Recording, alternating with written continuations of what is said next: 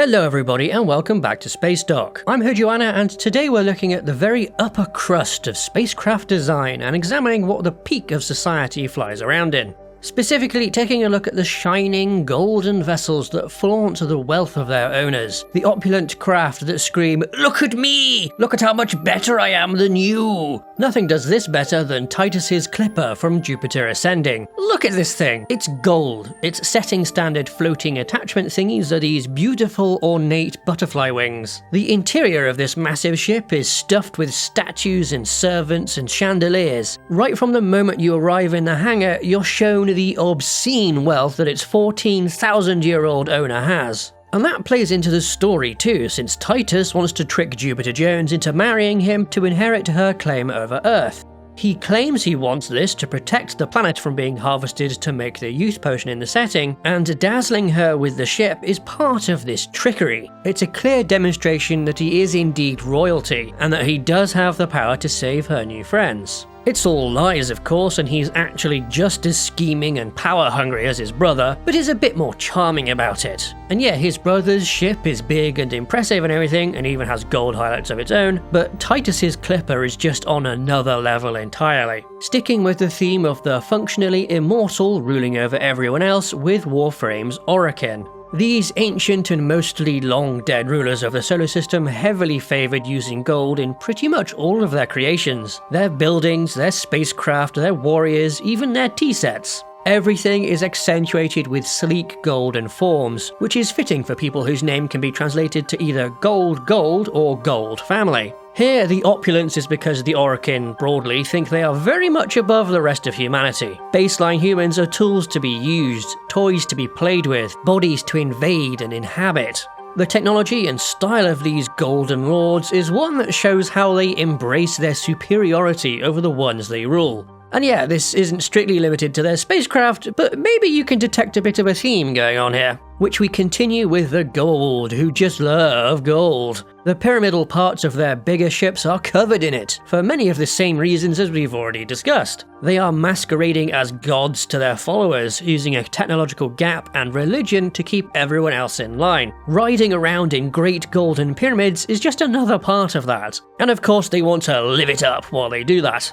Interestingly, it's not all of them that do this. There is one particular exception with Anubis. He is set apart from the other gold because his big superweapon-equipped motherships forgo the gold pyramid entirely. Both of them are made from the darker metal that other gold ships use in their support structure. One way of looking at it is that this is him being kinda old money in a way, but I don't know, since his throne room and everything are still in the regular ostentatious gold style. It seems more likely that it's a practical thing, or it's just dark and shadowy because Anubis himself is dark and shadowy. His ship is different because he is different.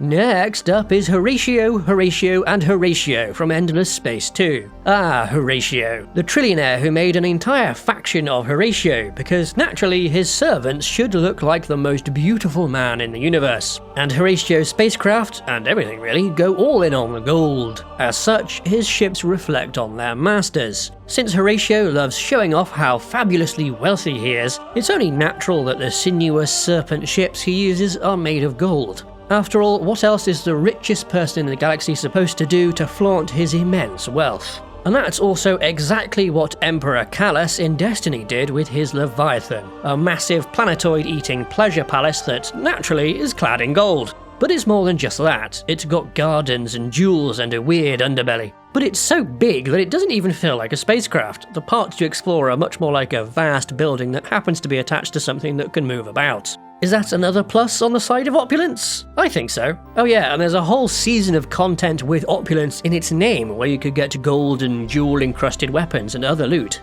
Now another palace, the Monine from Star Trek Lower Decks, where being lavish and luxurious is kinda its whole deal. It's stuffed with portraits, fiery torches, and even a stable. Anything less would simply not be suitable for the queen of the fantasy-loving Hesperian people. So that's why everything is so over the top and filled with sumptuous colours with gilded highlights. This goes down to the little details like the force field having fancy patterning. It doesn't go as far on the gold everywhere as some of the others do, using it instead as accents, even on the warp core. But this ship still manages to feel like one of the more opulent vessels I've talked about because of the setting. The Hesperians really make the most out of Star Trek being largely post-scarcity by living it up in fantasy, having banquets in great halls made of wood, but aboard a faster-than-light spaceship, which is kinda powered by a dragon. Yeah, this is a vessel for royalty, so maybe this doesn't apply to all Hesperians, but if so, that just makes the Monine even more opulent. If everyone else is stuck in the spaceship equivalent of a horse and cart, then this thing is the peak of showing off.